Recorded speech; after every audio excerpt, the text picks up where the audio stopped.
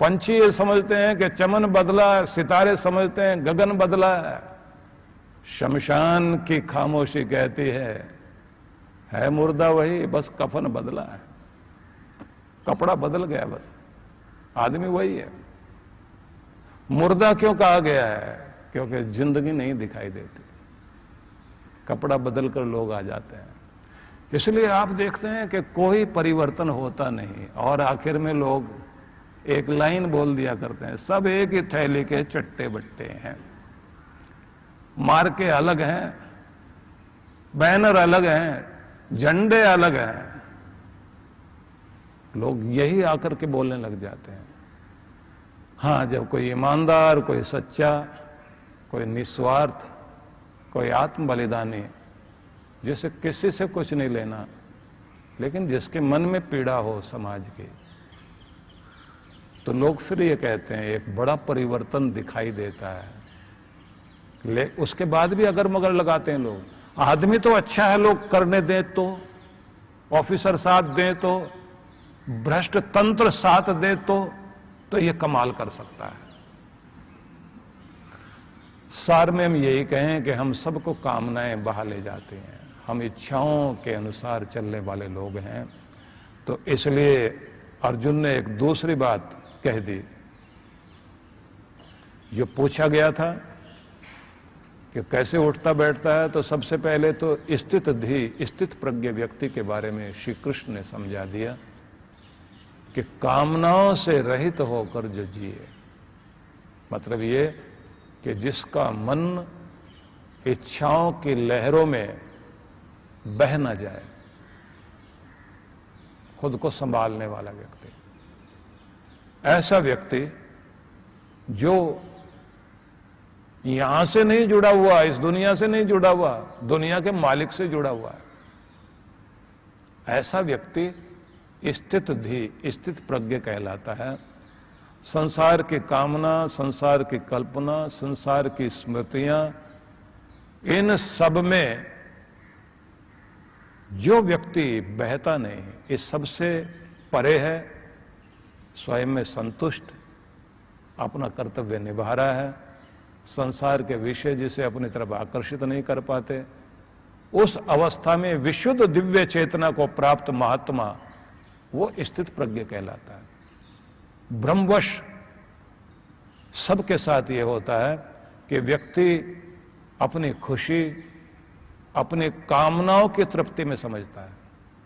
ज्यादातर लोग, मेरी इच्छा पूर्ति हो जाए, बस इसमें मेरी खुशी है। लेकिन गीता का संदेश थोड़ा अलग है। तुम्हारी खुशी अगर दूसरों पर निर्भर है तो फिर वो खुशी नहीं है, क्योंकि संसार का परिचय, यहां कोई भी व्यक्ति थोड़ी देर के लिए सुख देता हुआ दिखाई देता है, उसके बाद नहीं। कोई बालक, अनेक स्कूलों की तरफ से कुछ चुने हुए बच्चों को यात्रा पर ले जाया गया, सभी स्कूल ऐसा करते हैं। कोई खास तरह के प्रशिक्षण के लिए लेकर जाते हैं, तो पहाड़ पर लेकर उनको गए और वहां कुछ रोमांचक यात्रा पहाड़ की होनी थी, कुछ नदी के ऊपर रस्सी बांध करके उन्होंने उस पर उनके भय निकालने थे। बहुत तरह के साहसिक कार्य कराते हैं। तो 3 स्कूलों के बच्चे सब एक दूसरे को नहीं जानते। अब उधर से मैसेज किया एक बच्चे ने, मन नहीं लग रहा। अब मां के पास मैसेज भेजता है, यहां मन नहीं लगता, यहां कोई मुझे नहीं जानता, सारे तो अनजाने लोग हैं। अनजान लोगों के बीच में रहना पड़ रहा है। मां पूछती है दिन कैसा गुजरा? बोले बड़ा बोरिंग दिन था, बोरियत भरी रही आज, सारे दिन में कोई पहचानता ही नहीं, चेहरे दिखाई दे रहे हैं जैसे भीड़ हो, भीड़ में हम खड़े हुए हैं। अगले दिन रात को फिर मां ने पूछ लिया, बेटा आज कैसा दिन रहा? बोले आज बहुत अच्छा दिन रहा, बड़ा परिचय हो गया, बड़े दोस्त बन गए, आज बहुत अच्छा। पहले दिन तो मां ने सांत्वना दी थी कि बेटा धीरज रखना, अपना काम करते जाना, क्योंकि तुम जो यहां आए हो, यहां रिश्तेदारी गांठने के लिए नहीं आए, अपना कर्तव्य करना है। दूसरे दिन जब पूछा कि दिन कैसा था, बोले आज दिन बहुत अच्छा था, बहुत सारे दोस्त बन गए। मां ने फिर कह दिया बेटा अपने को संभाले रखना, ये दोस्त बनते भी हैं बिगड़ते भी हैं, अपने को संभाले रखो। तीसरे दिन रात्रि को फिर जैसे ही फोन आया, आज कैसा रहा, बोले आज बहुत खराब रहा दिन, सबके साथ ही झगड़ा हो गया आज बड़ी परेशानी का दिन था, अब तो तुम मुझे बुला ही लो इधर। ये बच्चे की बात है, लेकिन ये आप सब की बात है। जब तक परिचित नहीं है तब भी आप परेशान, जब परिचित हो जाते हैं तब कहते हैं बहुत अच्छा लग रहा है, और ज्यादा परिचित हो जाते हैं तो उसके बाद तो समझ में आ जाता है कि ये क्या और मैं क्या। अति परिचय होने के बाद पति पत्नी में भी वो जो एक दूसरे की आंख में संसार दिखाई दे रहा होता था, उसके बाद पता नहीं कहां से कोहरा छा जाता है, फिर कुछ भी नहीं दिखाई देता। अति परिचय होते ही कोई भी आदमी मान के काबिल नहीं दिखाई देता। विचित्र संसार है। हम लोग, हमारी दृष्टि देखने की बहुत अलग तरह की है, संसार एकदम अलग दिखाई देता है। हर चीज जब तक मिलती नहीं तो वो सोना है, मिलते ही वो मिट्टी नजर आती है, और खो जाए तो फिर तो वो सोने से भी बढ़कर के वो कोई और हीरे जवाहरात बन जाती है। मेरी चीज तो बहुत कीमती थी। संसार में अगर किसी भी वस्तु के साथ आपका कोई भी संबंध जुड़ा हुआ है तो लगता है वो खुशी दे रही है, लेकिन खुशी नहीं दे रही है। लेकिन एक बात ध्यान रख लेना, जिसमें लगातार परिवर्तन हो रहे हैं वो तो संसार है, लेकिन जिसका रिश्ता, जिसका प्रेम एक रस रहता है और सदा बना रहता है, वो सबसे बड़ा रिश्ता है, और वही परमात्मा का रिश्ता है। उसी से हमको जुड़ने के लिए श्री कृष्ण ने कहा। अब इसलिए हम स्वयं से संतुष्ट हो जाएं, ये भी उन्होंने कहा, लेकिन कोई भी आदमी खुद से कभी संतुष्ट होता ही नहीं। ये एक बड़ी विचित्रता है कि कितनी भी कोशिश कर लीजिए, आदमी खुद से संतुष्ट नहीं होता, खुद से तृप्त होता ही नहीं। हर आदमी को कुछ न कुछ लगता रहता है, संतुष्ट हों तब शर्तें लगाता है, ये मेरा काम पूरा हो जाए तब मैं संतुष्ट हो जाऊं, और इस तरह से असंतोष वाली स्थिति पूरी जिंदगी चलती है। लेकिन कमाल है कि सागर भी मिल जाए तो संतोष नहीं, और एक बूंद मिल जाए सब्र की, तसल्ली हो जाए, उस एक से ही आदमी तृप्त होकर बैठ जाता है। इतना ही काफी मेरे लिए था। बनाए तो मकान इतने सारे बना ले, सारी जमीन कम पड़ जाए, और रहने के लिए देखे तो एक चारपाई भर की जगह में तो सोता आदमी। कपड़े कितने भी सारी अलमारी में भरे हुए हों, काम तो उतने ही आते हैं जितने आपके तन पर सजे हुए हैं। कहने के लिए कुछ भी कहते रहिए। अन्न धन के आपके भंडारे भरपूर रहें, खाओगे तो उतना ही जो पेट में आ जाए। आवश्यकता तो बहुत थोड़ी सी है। भर्तृहरि जिस समय सन्यास लेकर के साधु बन करके निकले तो उनका भांजा गोपीचंद भी साथ था, दोनों निकल गए। गोपीचंद ने कहा कि कुछ सामान भी ले जाना है के साथ में? बोले और तो कुछ नहीं, पर एक तकिया और एक लोटा तो जरूर चाहिए, क्योंकि जमीन पे सो जाएंगे पर तकिया तो चाहिए। कुछ खाना पीना होगा, कोई बर्तन चाहिए। तकिया भी ले लिया और एक लोटा भी ले लिया। अब दोनों के दोनों जैसे निकल पड़े। गोपीचंद के पास तो कुछ भी नहीं, भर्तृहरि के पास में थोड़ी सी अमीरी है, एक तकिया भी है और एक लोटा भी है। अब जैसे ही चले तो उन्होंने देखा मजदूर सोया पड़ा है, कोहनी सिर के नीचे मोड़कर, उसने अपनी बांह को मोड़कर कोहनी के सहारे वो सोया पड़ा।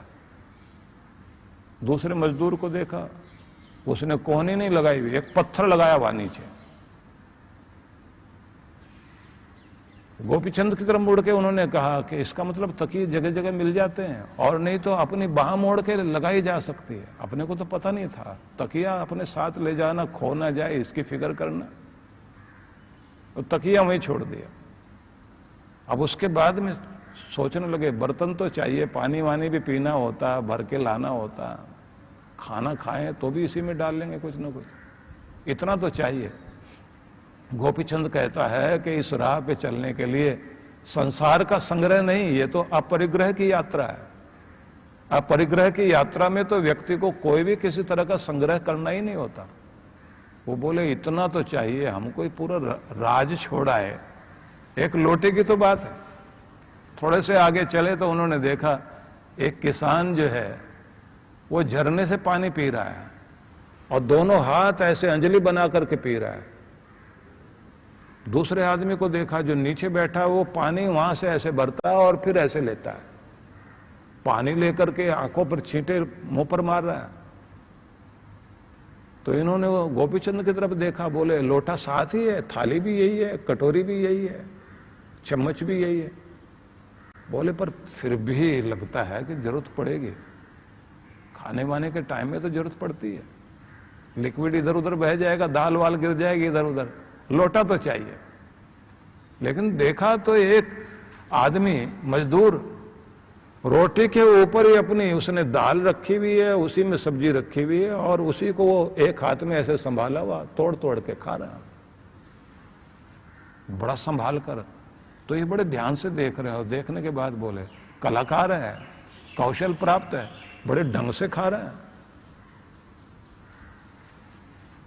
गया हाथ वाथ धोए, थाली बर्तन अपनी धो ली। अपने हाथ धोने में तो ज्यादा देर नहीं लगती, बोले बर्तन साफ करने में बड़ा टाइम लगता था अपना। तो अकेले रहने में ये बड़ी विद्यार्थी काल में मुसीबत होती है। खाना चाहे आपको सारा बनाना आता हो, लेकिन आदमी उस समय यही सोचता है खिचड़ी बना लेनी चाहिए, ज्यादा मुसीबत में क्यों पड़ना है, क्योंकि बर्तन धोने का कष्ट बहुत बड़ा होता है। और कमाल की बात यह अलग से प्लेट में डालेगा भी नहीं आदमी, उसी में जिसमें पकाया उसी में खा भी रहा बैठ के। विद्यार्थियों के साथ ये बड़ी मुसीबत होती है, उसी में खाकर पानी वानी भर के उसके बाद फिर बड़ा मुश्किल लगता है। खाना तो ठीक लगता है, बाद में उसको रगड़ रगड़ के साफ करना, उसकी कालिख भी धोना, इधर से लगी हुई खिचड़ी हटाना। विद्यार्थी काल में जो भी लोग रहे होंगे, हॉस्टल में रहे होंगे, उन्होंने देखा होगा। लेकिन यहां तो बात इतनी हो गई कि वही दोनों हाथ सब काम कर रहे हैं, थाली वही, पत्तल वही, चम्मच वही, लोटा वही, कटोरी वही, और हाथ धो लिए, बर्तन साफ भी हो गए। अब दोनों बड़े हंसे, बोले कमाल है, सब कुछ साथ में चल रहा है। फेंक दिया सब कुछ।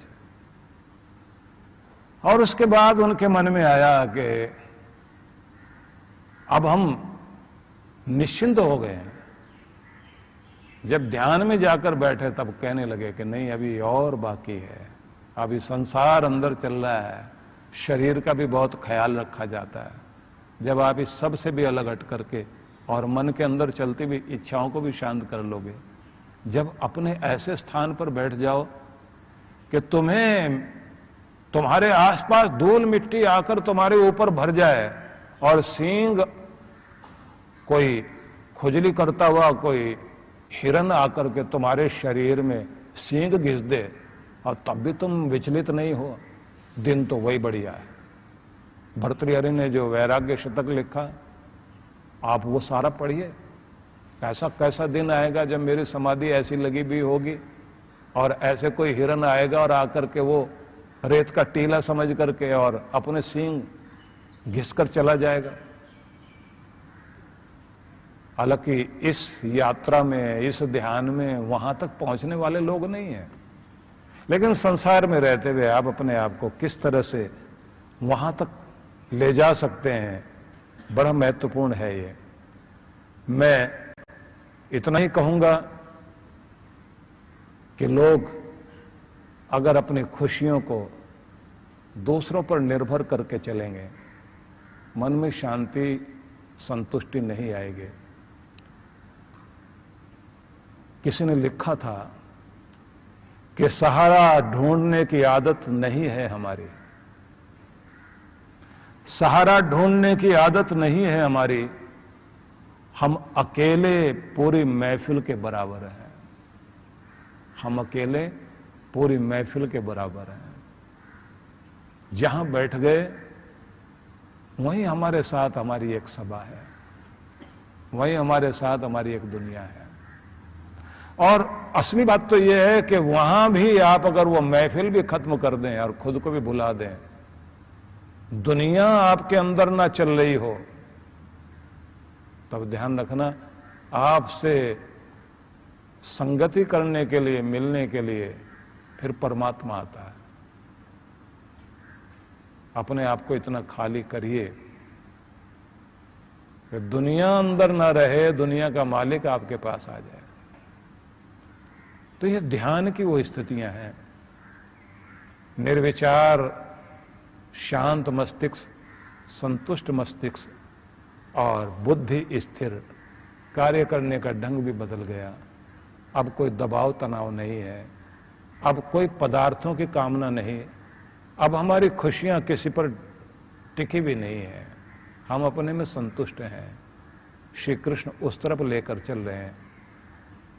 आत्मन्येव आत्मना तुष्टा, स्वयं में स्वयं संतुष्ट होकर जो जी रहा है, ये एक बड़ी बात कही उन्होंने। और कहा प्रजहाति यदा कामान, इच्छाओं को अपने अंदर से, कामनाओं को हटा दे, कर्तव्य करता चला जाए, लहरों में बह ना जाए, लहरों के ऊपर खेलना जिसको आ जाए। और श्री कृष्ण कहते हैं एक दो छूट जाए ऐसा नहीं, सर्वान मनोगतान कामान यदा प्रजहाति, जब कोई भी व्यक्ति सभी मन में उठने वाली कामनाओं को शांत कर दे। ध्यान में ये चीज होती है।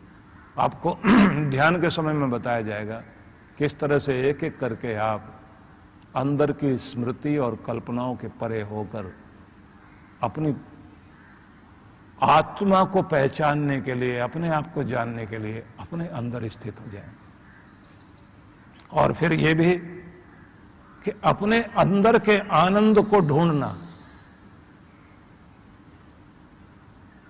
ये योग के लिए बड़ी महत्वपूर्ण बात है। आप सबसे ये चर्चा आगे तक मैं करूंगा। आपके विचारों की गुणवत्ता आपको हर दिन उत्कृष्ट बनाती है।